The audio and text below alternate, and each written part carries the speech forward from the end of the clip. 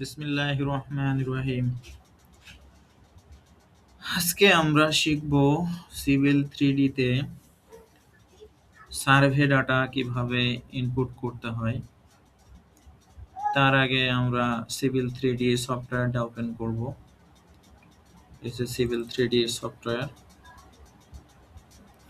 Civil 3D 2022।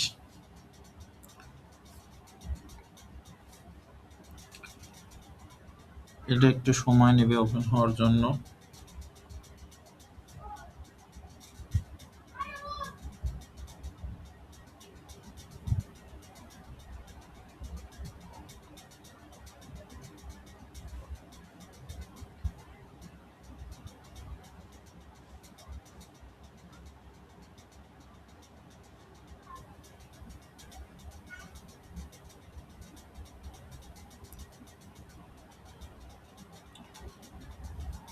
Civil 3D open করার পর প্রথমে এই ইন্টারফেসটা আসে। এখন যেমন দেখাচ্ছে ঠিক তেমনই এটা দেখাবে। কিছু কিছু সময় এটাকে ড্রাফটিংও দেখায়। যদি ড্রাফটিং দেখায় তাহলে এখানে ইন্টারফেসটা দেখায় ঠিক এমন। সিভিল 3D সফটওয়্যার ইনস্টল করার পরে এই দুইটা জিনিস হয়তো একটু ডিফল্ট হয়। ডিফল্ট হইলেও এখানে গিয়ে চেঞ্জ করে নিতে হবে। সিভিল 3D যদি আমি ক্লিক করে দিই তাহলে আবার পূর্বের ইন্টারফেসে ফিরে আসবে। অর্থাৎ এটা হচ্ছে সিভিল 3Dর ইন্টারফেস। তো আমরা এখানে যে জিনিসগুলা দেখতে পাচ্ছি সেটা হচ্ছে হোম।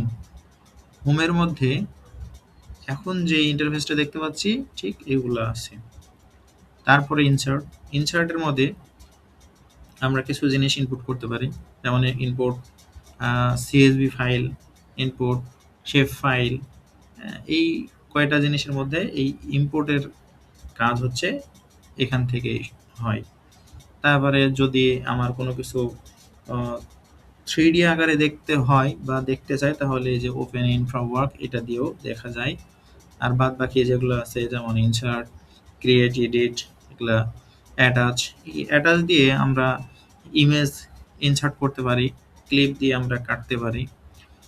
তারপরে অন্যান্য যে ফিচারগুলো আছে যেমন এইখানে আরেকটা অ্যাটাচ আছে, এটা দিয়ে কিছু পয়েন্ট এর কাজ করতে হয়।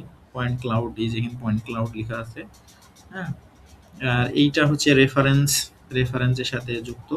এটা ArcGIS যেহেতু দেওয়া আছে এখানে ArcGIS, আসলে ArcGIS এর ডাটাবেসটা এখান থেকে করলে অনলাইন সিস্টেমে করতে হয়। তো এটা যেহেতু পেইড সফটওয়্যার নয়, যার কারণে এখান থেকে ডিরেক্ট ArcGIS কাজ করা যাবে না। আমরা মোটামুটি ইনসার্ট সম্পর্কে জানলাম। তারপরে অ্যানোটেট। অ্যানোটেট মূলত এখানে যত ধরনের টেক্সট, হ্যাঁ, টেক্সট আছে, টেক্সটের যত ফাংশন আছে সব এখানে থেকেই পাবেন। তারপরে ডাইমেনশন যত ধরনের ফাংশন সব কিছু এই ছোট্ট একটা তীর আছে এটার মাধ্যম দিয়ে পাবেন। তারপরে আমরা দেখতে পাবো এখানে মাল্টি লিডার।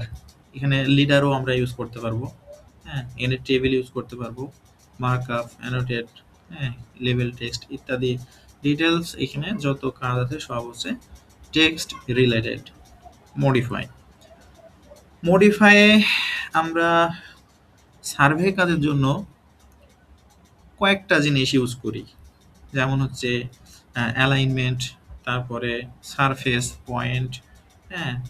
তারপরে আপনার হচ্ছে এই যে সার্ভে কোয়ারি, যদি কোনো ডাটাকে আপনার হচ্ছে যদি কোনো ট্রাভার্সিং ডাটা যদি অ্যাডজাস্ট করতে হয় তাহলে এইখান থেকে সার্ভে থেকে আমরা অ্যাডজাস্ট করতে পারি।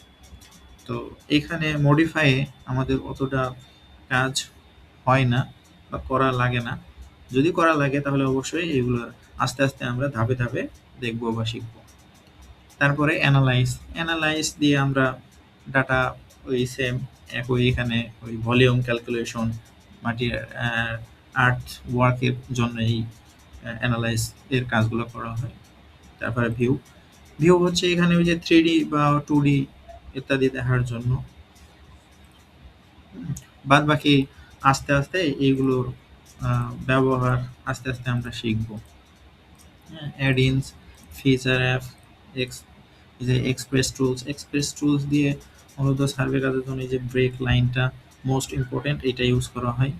এছাড়াও এই যে এবিসিডি আর্ক লাইনে কিভাবে অ্যাড করতে হয় সেটা সিস্টেম দেখবো আমরা একসময়। সুপার হ্যাশ অন্যান্য ফিচার্সগুলো যেগুলো আছে সবগুলোই আমরা আস্তে আস্তে দেখবো বা শিখবো। তো আমার আজকের এই ভিডিওটা শুধুমাত্র সিভিল থ্রিডির ইন্টারফেস, ফার্স্ট হোম, তারপরে ইনসার্ট, অ্যানোটেট, মডিফাই, অ্যানালাইজ ইত্যাদি এইগুলোর ভেতরে যে এগুলো আইকনগুলো সেগুলো সম্পর্কে এবং এগুলো পরিচিতি সম্পর্কে। তো আজকের মতো এতটুকুই।